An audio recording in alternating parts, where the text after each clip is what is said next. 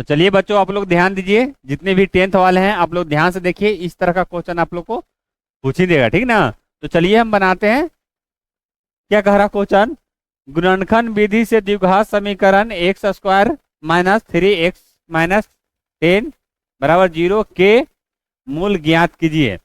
अब देखिए क्वेश्चन को आप लोग पहले समझिए, उसके बाद बनाइए कि क्या कह रहा है।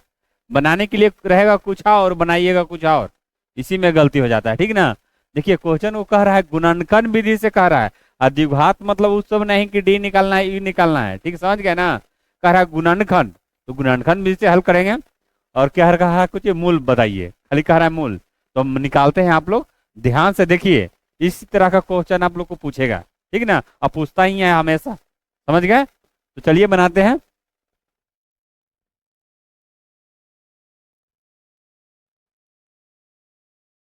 हल है ना, समझ गए।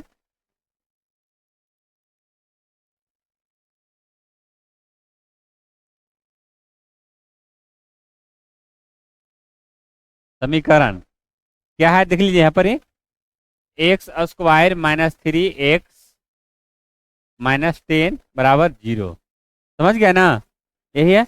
अब चलिए गुणनखंड विधि से कह रहा है, तो इसको हम गुणनखंड विधि से करेंगे। X square minus 3x minus 10 बराबर 0, समझ गए। अब गुणनखंड, गुणनखंड तो आप लोग बनाने के लिए जानवे करते हैं किस तरह से बनता है जो।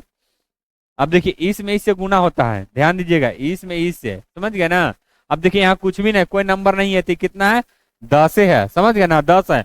अब देखिए थ्री को ऐसा खंड कीजिए, थ्री को ऐसा खंड कीजिए कि हमको गुना करने पर, क्या गुना करने पर हमको 10 आना चाहिए, और जोड़ या घटा के हमको कितना लाना है, 3 लाना है, यानी 3, समझ गया ना। अब देखिए यहाँ पर कर रहे हैं, x square minus 5x plus 2x minus 10, समझ गए।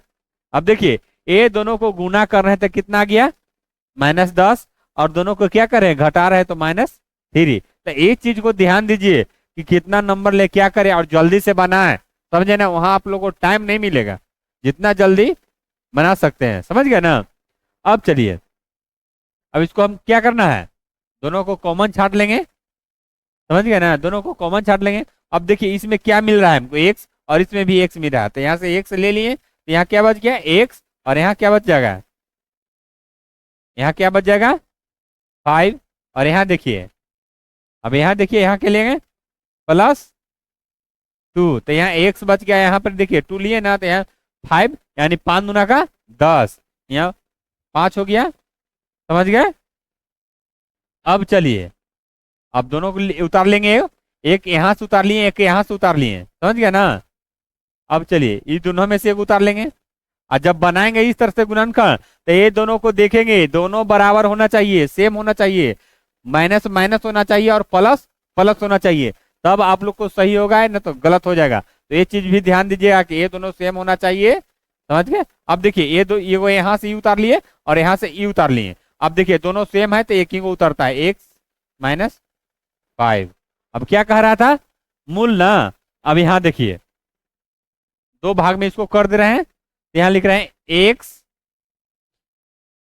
+2 बराबर 0, और एक क्या करना है, x -5 बराबर 0। अब चलिए यहाँ से, तो x बराबर क्या कर दें इसको, x बराबर 2, और यहाँ x बराबर क्या हो जाएगा, देखिए 2 होगा, यहाँ प्लस है ना, तो कोई भी अगर चिन्ह ना, सॉरी, तो अगर कोई भी नंबर अगर बराबर से इधर से उधर जाता है तो माइनस रहेगा तो प्लस हो जाएगा, प्लस रहेगा तो माइनस हो जाएगा। तो देखिए इधर प्लस में था, बराबर के इधर आया ना, तो ये माइनस में हो गया, और ये क्या, ये पहले से है माइनस में, तो ये क्या हो गया, प्लस में हो गया। तो क्या करेंगे, इसलिए x बराबर है ना, इसलिए x बराबर क्या हो जाएगा, -2, 5। तो इस तरह से बनाएंगे और समझेंगे, समझ गए ना। तो चलिए बच्चों, आप लोग समझ गए होंगे कि किस तरह से बना है। तो चलिए इसी तरह हम आप लोग को नेक्स्ट क्लास में फिर मिलते हैं, आप लोग चैनल को लाइक, सब्सक्राइब और शेयर जरूर कीजिए। जय हिंद, जय भारत।